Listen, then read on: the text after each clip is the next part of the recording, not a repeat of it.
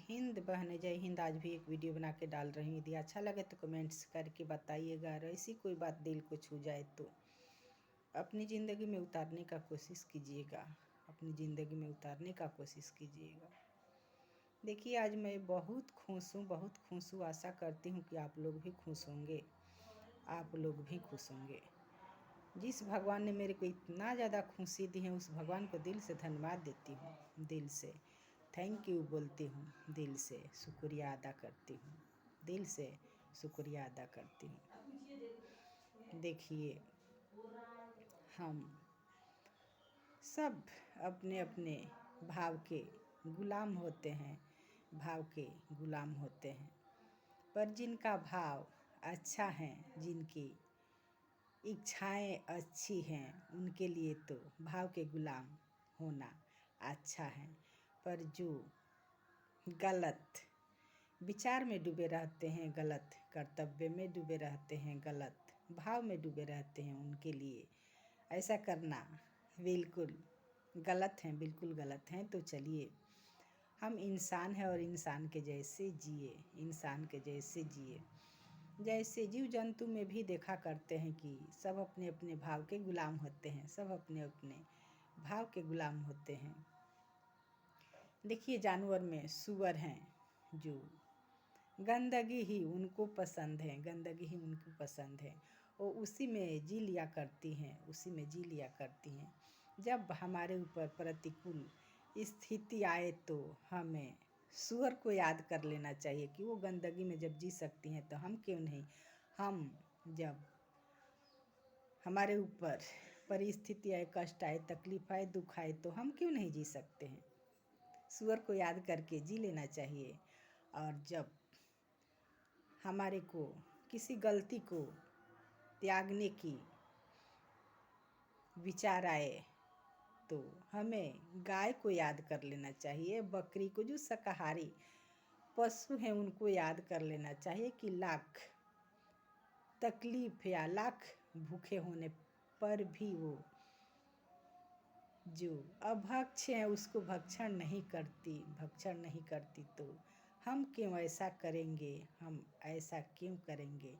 तो ऐसे ऐसे हैं जो अच्छे कार्यों को करते हैं, जो अच्छे भाव रखते हैं। जिनका भाव अच्छा होगा वो अच्छा करेंगे ही करेंगे, करेंगे ही करेंगे। तो किसी के प्रति यदि कोई कष्ट या तकलीफ आए तो वहाँ पे हमें धर्म को याद कर लेना चाहिए। किसी को कोई सताते हैं, कोई तकलीफ देते हैं, कोई कष्ट देते हैं तो वहाँ पे हमें थोड़ा धर्म का विचार कर लेना चाहिए, थोड़ा धर्म का विचार कर लेना चाहिए। क्योंकि जो धर्म कर देता है वो कर्म नहीं कर सकता। हम लाख प्रयास कर लेते हैं, लाख प्रयास कर लेते हैं, कितना भी शक्ति हमारे अंदर है, लेकिन फिर भी जो धर्म करके दिखाता है वो कर्म नहीं करता, कर्म नहीं करता। एक गाथा महाभारत में आती है, जिनको यहाँ पे मैं कह रही हूँ। महाभारत की बुक तो नहीं पढ़ी पर सुनी जरूर हूँ, सुनी जरूर हूँ। तो यहाँ पे या टीवी वगैरह में देखी, मौका मिलेगा तो भी पढ़ लिया करूँगी। अभी हमारे पास नहीं है, मैं भी खरीदूँगी या हमारा भैया खरीदता है ऐसी ऐसी पुस्तकें, उनके पास से लेकर आऊँगी। यदि जब खरीदेगा, नहीं तो मोबाइल में तो आज सब कुछ आ जाता है तो सुन लिया करूँगी, सुन लिया करूँगी। तो कथा आती है कि भगवान शिव ने भैंसे के रूप पकड़े हुए हैं, उसी को पीछा करते, जब वनवास का समय था पांडवों का, तो शिव रूपी भैंसे को पीछा करते करते युधिष्ठिर को प्यास लगी। पांचों पांडव थे वहाँ पे। तो युधिष्ठिर ने पानी के लिए अपने भाई को भेजा, पहले भीम को भेजा। भीम गए पानी के लिए। एक जलाशय, बहुत दूर जाने के बाद एक जलाशय दिखा, वहाँ पे सोचे कि वो पानी लेकर चले। तो एक आवाज़ आई कि ठहरो, पहले मेरे प्रश्नों का उत्तर दो, फिर पानी लेकर जाओ। फिर भीम ने बलपूर्वक सोचा कि वो क्या बिगाड़ लेगा हमारा, मैं पानी लेकर ही जाऊंगा, उनको प्यास लगी है। फिर वो वाद विवाद की और पानी भरने गए तो वहीं पे वो गिर कर बेहोश हो गए। फिर थोड़ा देर हुआ तो युधिष्ठिर अर्जुन को भेजे। अर्जुन ने भी वैसा ही किया और वो भी बेहोश हो गए। इसके बाद नकुल सहदेव को भेजा। नकुल सहदेव भी वैसे ही वाद विवाद किए और वो भी बेहोश हो गए। चारों जब वापस लौट कर नहीं आए तो युधिष्ठिर ने खुद गए। चारों भाइयों को बेहोश देखकर उन्होंने सोचा कि चलो पहले पानी पी लेता, आत्मरक्षा कर लेता, फिर उसके बाद भाइयों को देखता। पानी पीने गया तो आवाज़ आई कि ठहरो, पहले मेरे प्रश्नों का उत्तर दो, फिर पानी पियो। तो वो हाथ जोड़कर बोले, आप कौन है? दिखाई तो नहीं देते, पर क्या आपका प्रश्न है बोलिए, मैं उसका उत्तर यदि देने लायक होगा तो, या मेरे को याद होगा तो मैं दूंगा, और नहीं तो नहीं। फिर वो उस प्रश्नों का उत्तर दिए। वो भी धर्म पे ही आधारित थे। वो प्रश्न धर्म पे ही आधारित थे। फिर प्रश्नों का उत्तर देकर धर्मपूर्वक उनसे आज्ञा ली, पानी पी, अपने भाइयों को देखने चले। तो फिर यक्ष ने सवाल किया कि इसमें से किसी एक को जिला सकते हैं आप? ये भी धर्म की दृष्टि से ही था, धर्म पे आधारित था। उन्होंने कहा कि इसमें से किसी एक को जिला सकते हैं, मैं इनको जिला दूंगा। फिर यक्ष ने इस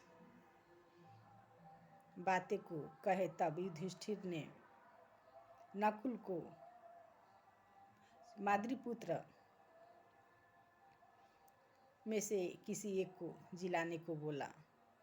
तो यक्ष ने उनको प्रलोभन दिए, लालच दिए, डराए धमकाए, फिर भी वो अपने धर्म से इधर उधर नहीं हुआ। उन्होंने बोला कि भविष्य में महाभारत के युद्ध आने वाले हैं जिसमें धनुर्धर अर्जुन का जरूरत पड़ सकता है, शक्तिशाली भीम का जरूरत पड़ सकता है। फिर आप माद्रीपुत्र को जीवित करना क्यों चाहते हैं? तो बताए कि मेरी 2 माँ हैं, जिनका एक पुत्र मैं जीवित हूँ और दूसरा छोटी माँ के पुत्र को जिलाना चाहता हूँ, क्योंकि मरना तो मुझे भी है, और वहाँ जाऊँगी जब तो मेरी माँ के साथ बेईमानी होगा। तो फिर खुश होकर यक्ष ने चारों भाइयों को जीवित कर दिया। तो ये समय के अनुसार और भाग्य के अनुसार बनता चला जाता है। चाहे कोई कितना सताए, कितना रुलाए, कितना भी कष्ट दे, तो हमारा जो बल नहीं कर सकता, कर्म नहीं कर सकता, वो धर्म करके दिखाता है। ऐसे आज भी रियल जिंदगी में हुआ करता है। ऐसी बातें याद आएगी तो मैं आगे बताते रहूँगी। लेकिन अभी आज की समय में जो घटनाएं घट रही है वो मैं कल बताऊँगी। आज नहीं, कुछ कारण है। जय हिंद।